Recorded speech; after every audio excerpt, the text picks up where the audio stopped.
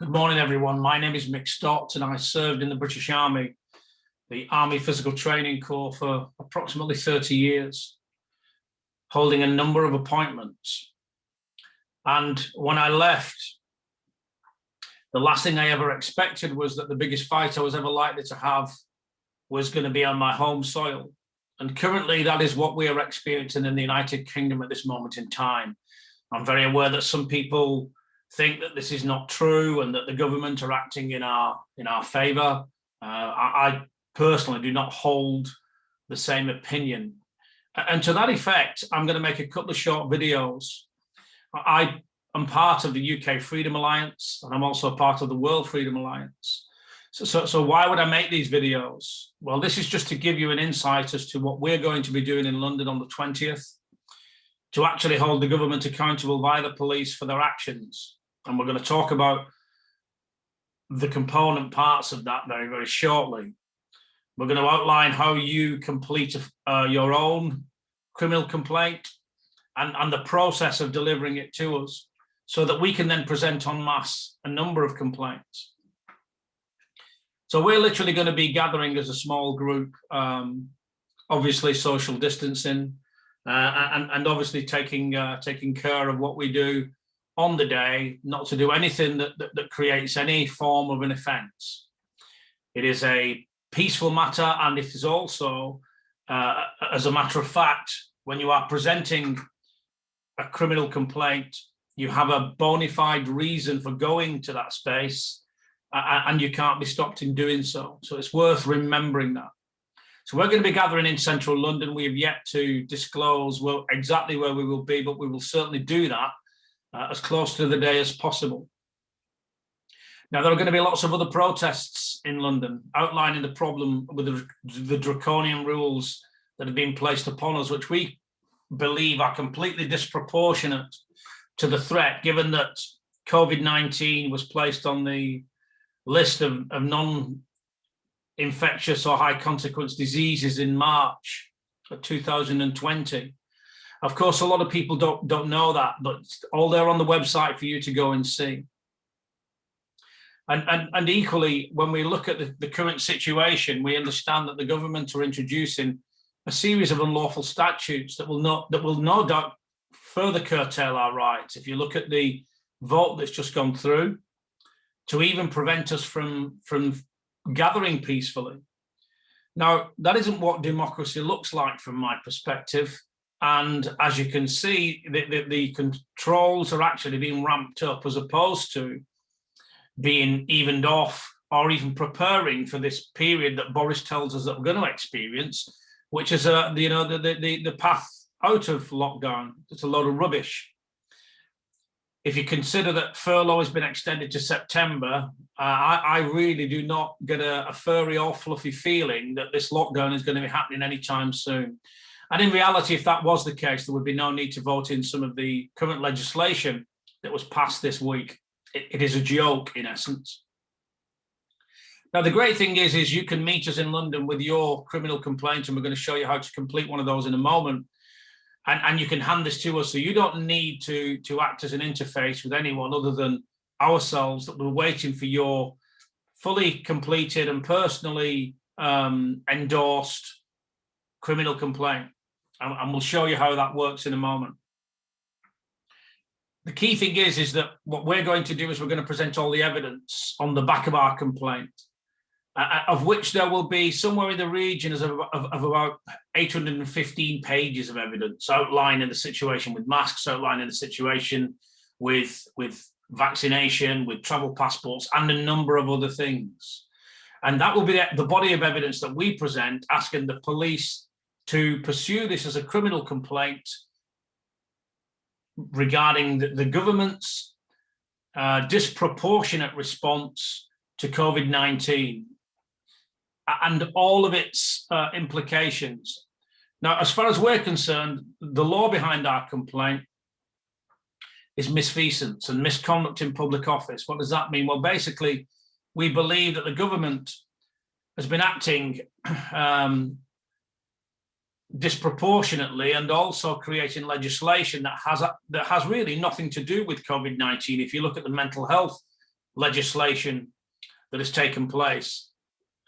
For me, this is all preparing the way for squeezing people into taking the vaccine, which was always the end state. And I have no behavioural evidence to counteract that as an observation, or to give me any other reason to believe that it's always been about the vaccine, because from a government perspective, this is where they've always wanted to lead us for whatever reason that may be. So misfeasance in public office. This is a public office or public official acting in contravention of their authority, resulted in loss, harm, injury, financial loss or damage to a third party, knowingly and willingly act in a manner with the realization that their actions are likely to cause harm, injury, or loss. Well, if you look at, if I look at myself individually, I haven't worked since COVID kicked in, because a lot of the work that I do involves face-to-face stuff. And I am sure that there are hundreds of thousands of people that are in the same boat. I personally, because of my situation with my business, I've only just arrived back from Asia, couldn't claim any furlough, and have been pushed in the direction of universal credit, which for me personally, I've never been out of work in my life. Spent 30 years in the military and also worked thereafter to the point now where basically I find myself in a situation where all of this has happened and more.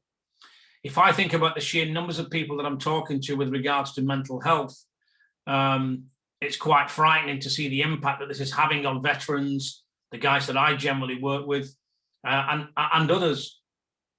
Because the decisions that the government have made, which we consider to be disproportionate and draconian and downright authoritarian, have had a huge impact on these people. It's very interesting when you look at the suicide rates over in America, who are the only ones to a certain extent that are actually producing the numbers associated with that. But even in California alone, more people have committed suicide than have actually died with COVID-19. And I say with, because there's even doubt over the died with or died of debate.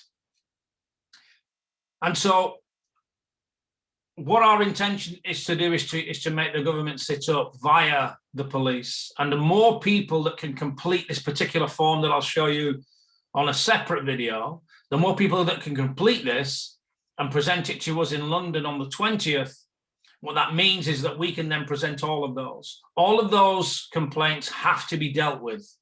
And so the police are forced to deal with all of those complaints and take them seriously. So let's get behind this, guys. Let's now make a difference. Anyone can sit on their sofa, anyone can wonder what's happening, but it's actually going to take feet on the ground, and it's going to take people that are prepared to do something about it that will change this scenario and change the course of what I believe is far greater than anyone could appreciate at this moment in time at the level of our freedoms and liberties as part of the United Kingdom population. I particularly appeal to veterans to pay attention, and police people. Remember why you took your oath, remember why you joined the military.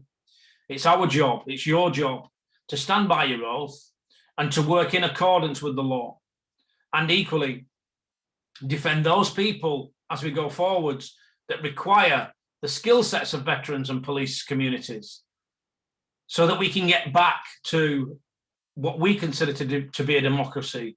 The idea that we're going to get back to some sort of new normal is ridiculous. If you look at what is going on in places like China at the moment, Boris clearly tells us in his speech of 2019 that exactly where this is going. This is technocracy at its best, using artificial intelligence to monitor and manage us individually and control us. Now, that might be a stretch of the imagination, but if you actually look what is going on, how cash is disappearing, which means that you can be monitored for absolutely everything that you do. If you look at the fact that we no longer have the right of freedom of speech, look at the level of censorship on social media, look at the fact that we're not allowed to speak freely. We're not allowed to go to work and support our families.